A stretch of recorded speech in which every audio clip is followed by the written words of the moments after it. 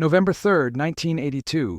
Barents Sea, 200 nautical miles from the Norwegian coast. The sonar operator aboard the USS Dallas adjusts his headphones one more time. For the past 6 hours, he's been tracking what should be the loudest submarine in the world, a Soviet nuclear submarine. But something is wrong. The acoustic signature he's detecting doesn't match any known pattern in NATO databases. Sir, I'm picking up something that shouldn't exist. What this young operator doesn't know is that he's witnessing the culmination of the most ambitious and secret technological program in Soviet naval history, a program so classified that even today, decades after the Cold War ended, many of its details remain buried in Moscow's archives, and what you're about to discover will change everything you thought you knew about the underwater war that nearly brought the world to nuclear catastrophe. If you're fascinated by military secrets and hidden technologies that changed history, hit that like button and subscribe with notifications on, because today, we're diving into the depths of one of the most closely guarded secrets of the 20th century. The story begins in 1962, exactly 20 years before that encounter in the Barents Sea. Sergei Korolev wasn't just the father of the Soviet space program. He was also the man who understood that the future of warfare would be decided not in the skies, but in the ocean depths. While the world watched Soviet rockets reach space, Korolev was secretly working on something that would revolutionize submarine warfare forever. If we can make a rocket silent in the vacuum of space, we can make a submarine silent in the ocean depths. This phrase, spoken during a classified meeting in the Kremlin, would launch the most expensive and ambitious program in Soviet naval history, the Akula Project. But this wasn't the Akula-class submarine that NATO would later identify and catalog. This was something entirely different, a technological leap so significant that it would take Western intelligence 15 years to even suspect its existence. The challenge seemed impossible. How do you make a 150-meter-long nuclear submarine, weighing over 12,000 tons, move through water without generating detectable acoustic signatures? The answer lay in a revolutionary technology that combined principles from rocket engineering with innovations that wouldn't appear in Western submarines for another 2 decades. Soviet engineers had discovered that the key wasn't just in the propulsion system. It was in reimagining how a submarine moves through water. Instead of fighting water resistance, they learned to work with it. The breakthrough came from an unexpected source. Studying how whales navigate the ocean depths, marine biologist Dr. Mikhail Tarasov had been recruited not to study marine life, but to unlock the secrets of biological propulsion. Nature had already solved the problem we were trying to crack, Tarasov would later write in his classified memoirs. We just needed to learn her language. What they discovered would change submarine design forever. Whales don't just push water backward to move forward. They create controlled vortices that actually pull them through the water with minimal energy expenditure and virtually no acoustic signature. Soviet engineers spent 3 years developing what they called biomimetic propulsion, a system that didn't rely solely on traditional propellers, but incorporated flexible surfaces that could manipulate water flow around the submarine's hull. The result was a propulsion system that generated 70% less noise than any existing submarine technology. But the real innovation was yet to come. In 1968, a breakthrough in material science provided the final piece of the puzzle.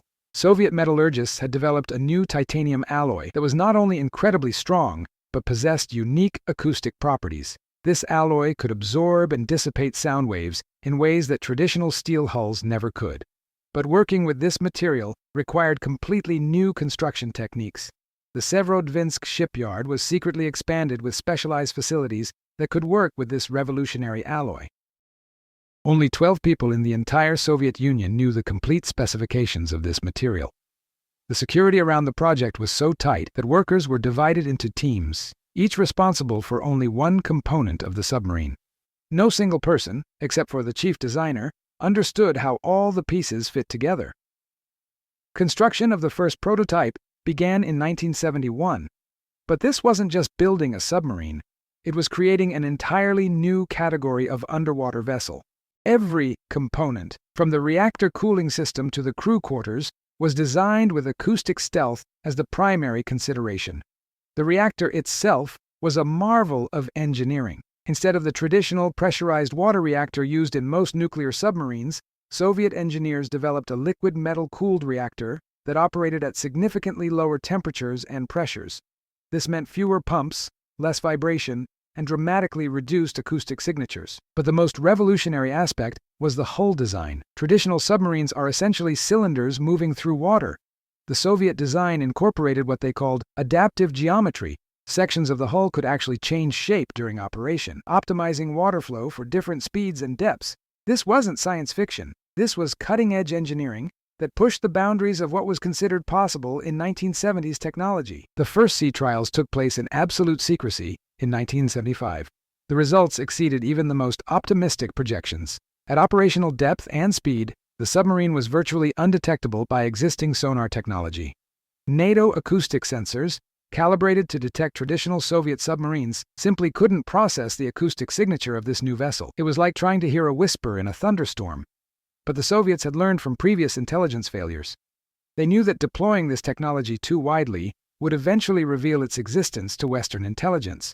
So they made a strategic decision that would prove crucial to maintaining their technological advantage. Only 3 submarines would be built using this technology, and they would operate under the strictest protocols ever implemented by the Soviet Navy. These submarines could only be deployed during specific weather conditions, when natural ocean noise would mask any residual acoustic signatures. Their operational areas were limited to regions where NATO surveillance was minimal. And most importantly, they were never to engage in any action that might reveal their capabilities. Their mission was pure intelligence gathering. For 7 years, these submarines operated in complete secrecy. They mapped NATO naval bases, tracked Western submarine movements, and gathered intelligence that gave the Soviet Union an unprecedented understanding of Western naval capabilities. NATO strategists, meanwhile, remained completely unaware that their most sensitive naval operations were being observed by submarines they couldn't detect. The intelligence gathered by these submarines influenced Soviet naval strategy throughout the late 1970s and early 1980s. But the program's greatest success was also the beginning of its end. In 1981, one of these submarines successfully penetrated the heavily defended waters around the Trident submarine base in Kings Bay, Georgia. For 6 hours, it observed and recorded the acoustic signatures of America's most advanced nuclear submarines. This intelligence coup provided the Soviet Union with detailed knowledge of NATO's strategic nuclear capabilities, but it also represented an unacceptable risk.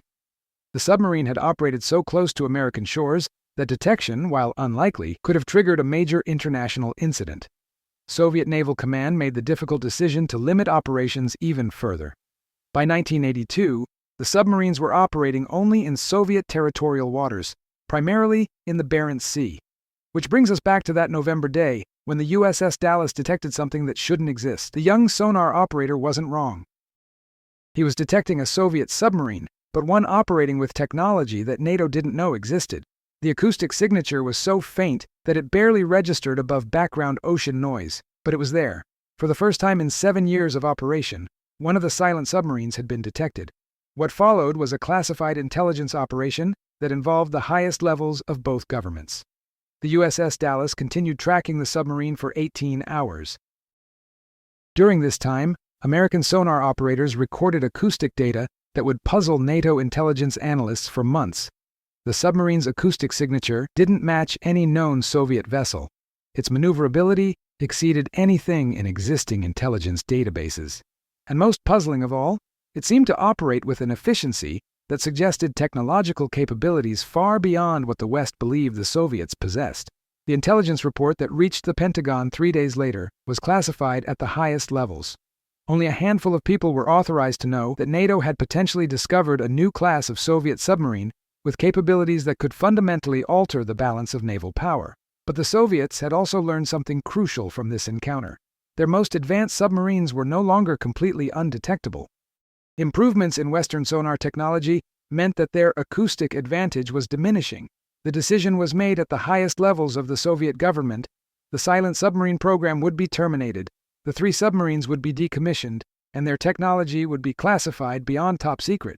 All records of the program would be sealed in archives that wouldn't be opened for decades. The last of these submarines was decommissioned in 1984. Their revolutionary technology was never incorporated into the broader Soviet submarine fleet. The knowledge and expertise that had created these vessels was dispersed among different research institutes, ensuring that no single organization could reconstruct the complete technology. For nearly 40 years, the existence of these submarines remained one of the most closely guarded secrets of the Cold War. Even today, many details of their construction and capabilities remain classified, but what we do know reveals a technological achievement that was decades ahead of its time. The biomimetic propulsion system developed for these submarines wouldn't appear in Western naval technology until the early 2000s. The adaptive hull geometry remains theoretical in most current submarine designs, and the acoustic stealth capabilities achieved by these vessels still represent the pinnacle of submarine technology. The 3 submarines that operated in complete secrecy for 7 years represent one of the most remarkable technological achievements of the 20th century.